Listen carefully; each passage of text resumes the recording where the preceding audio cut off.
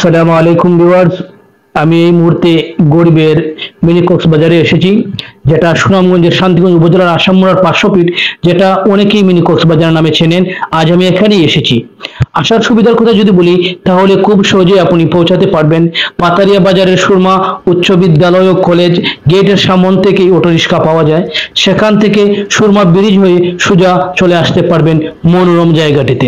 অবশ্যই একেবারে গন্তব্যে পৌঁছাতে একটু হাঁটতে হয়, তবে ক্লান্ত হওয়ার চিন্তা নেই।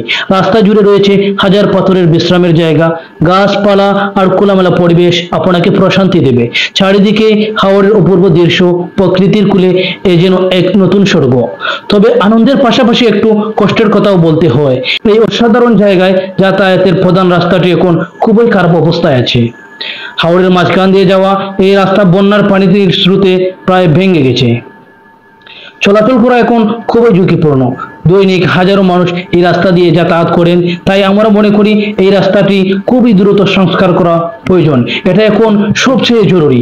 আসুন সবাই মিলে প্রাকৃতিক সৌন্দর্য রক্ষা করি এবং সাথে সাথে আওয়াজ তুলি।